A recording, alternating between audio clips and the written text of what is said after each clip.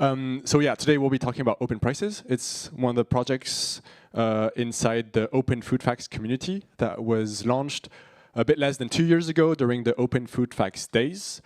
I'm kind of the founder / lead, but it's an exciting project, and Alex joined as a developer, and there's also maybe a dozen of other contributors in terms of code or in terms of data collection, and actually hundreds and thousands.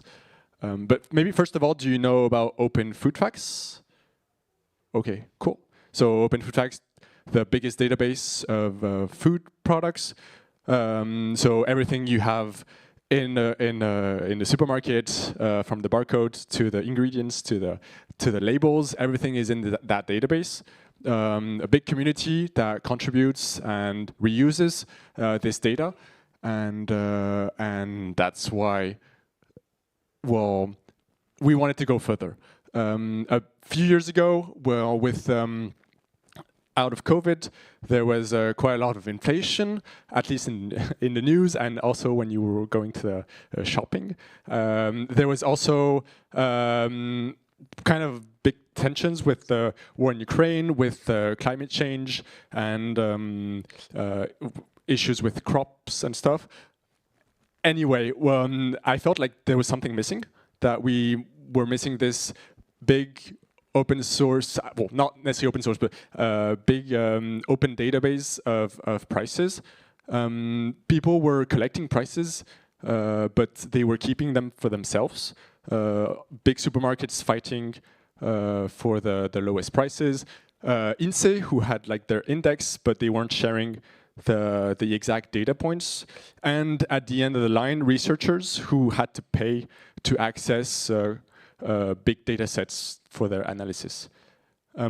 So it felt like, I mean, it felt like a personal problem, but also a global problem. So I started building a prototype and immediately thought about Open Food Facts, as in maybe they can help and maybe we can work together. So I went to the Open Food Facts days. We talked about this with the community, and we started building a first viable product. It's a very, very complicated subject. It's a very, very strategic /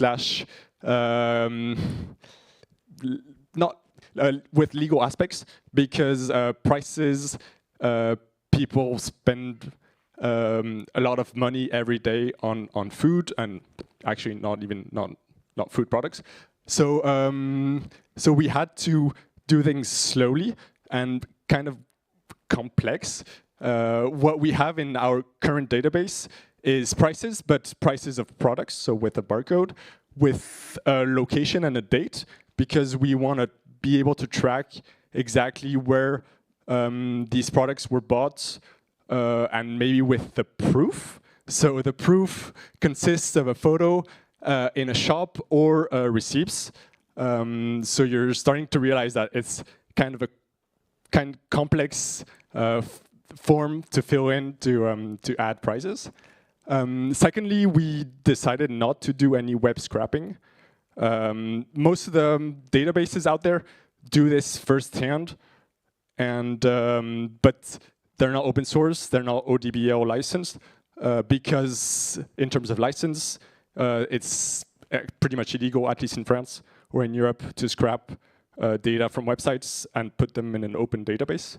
So it's all manual, and we'll see how with tech and AI we were able to accelerate and facilitate data collection. And finally, well, we started from zero.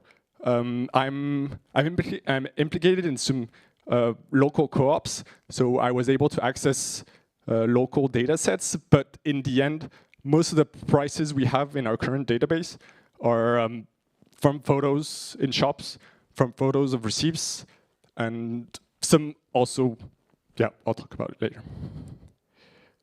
Maybe one thing to mention is that we rely on both Open Food Facts and OpenStreetMap, as in Open Food Facts with their 4 million product database, but also every location is linked to an OpenStreetMap node. which is awesome because OpenStreetMap database is huge. It's worldwide. But if a new shop opens around the street, it might be missing in the database. You might not find it in our web form. So you might have to add it first before actually adding prices to the open price database. So we launched the project about a year and a half ago. We haven't communicated that much. You might be hearing about it first today. But we did communicate to the Open Food Facts community. And we also started integrating it in the Open Food Facts official mobile app. So that brought us to lots of contributors adding lots of prices all around the world.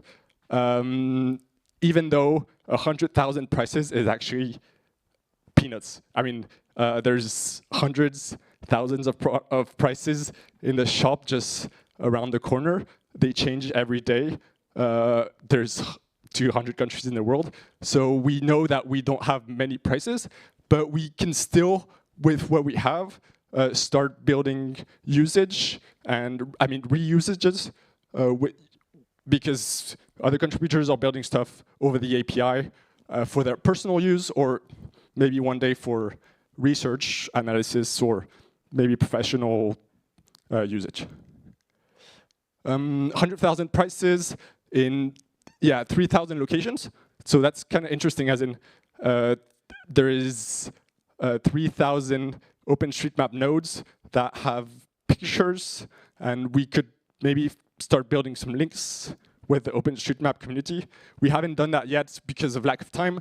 We're mostly volunteers on this project, so it's not prioritized yet.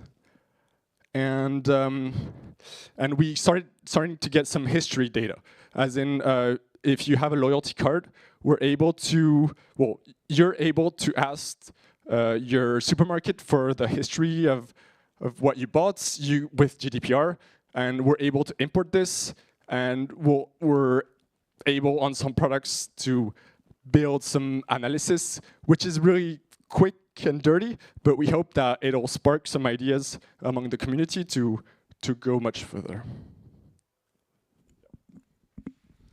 Okay, so now I wanted to give you a bit of an overview of our current price addition process. So when I said our, I'm talking about the community that is behind the project. So as Raphael mentioned, everything starts with a proof and a location, so a picture in a store. This proof is then analyzed and detected by AI models. So you can see the second pictures, for example, when you take a shelf in pictures, we have two-step process. The first one is to identify where are located the price tag in the pictures. And the second one is to extract data from this price tag. So the data that is extracted is both the barcode that is read and, of course, the price. Next step, well, we use the AI, but we don't trust the result of AI. So it's not included directly into the database. We have a separate step, which is user validation. It's a bit of a fun games for contributors, not yet as fun as we would like to, but where you check that what was detected is correct or not. As soon as you press the confirm button, well, you are now the proud owner of a new price in the big database of prices. Since today we are talking inside the track of community and governance, we wanted to share with you some learnings we had as a community for the past year and a half on what works and what doesn't work. So what we learned as far as how tech can use and help for contributions, the first one was doing quick learning experiments. So the idea here is to do not think too much about a new feature or a new way of contributing, but put it on the website and put it in the hand of users, because these people are the contributors that will help us know what is good and what is not working. So an example that we put here is something that we are working currently, it's very new, is a way to extract information automatically from receipts. which can help quite a lot for this kind of use.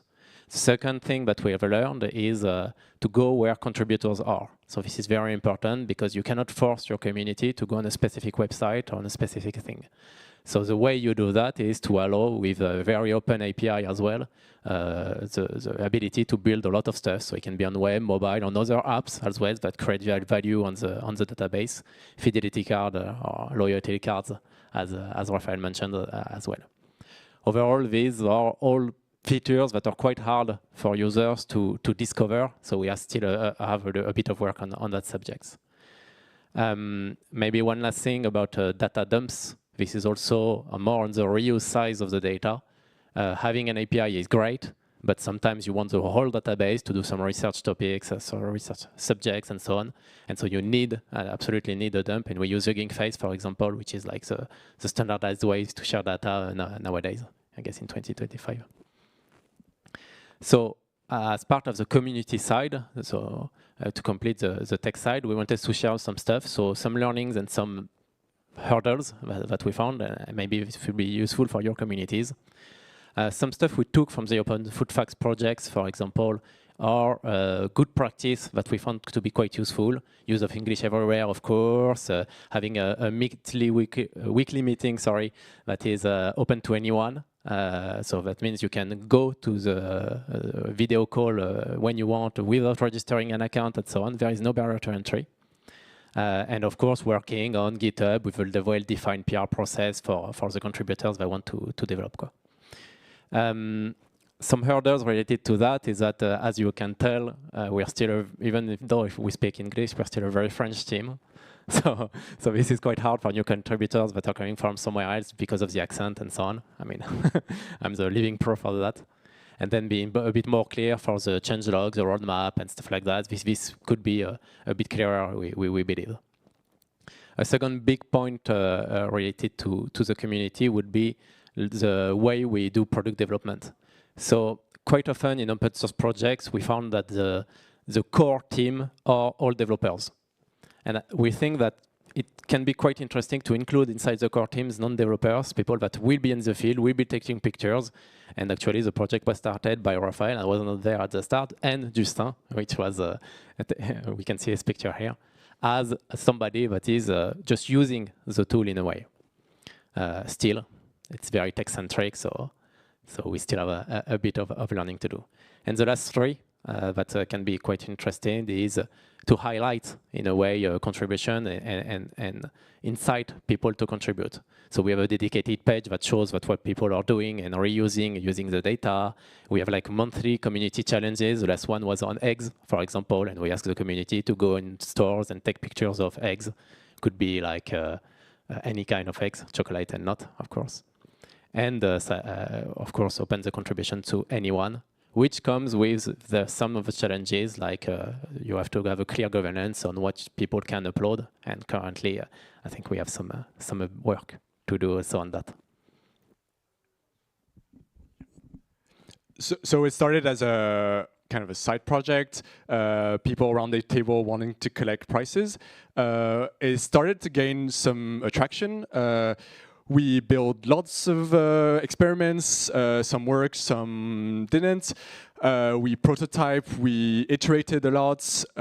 It's awesome, but it's a bit chaotic. So we're taking the time right now to put some UX reflections, maybe replace some of the big product features and solidify them. So what's next is we're trying to get some funding to improve and to concentrate our work on specific items that are kind of hard to do as a volunteer when you have just some free time on the evenings or on the weekends.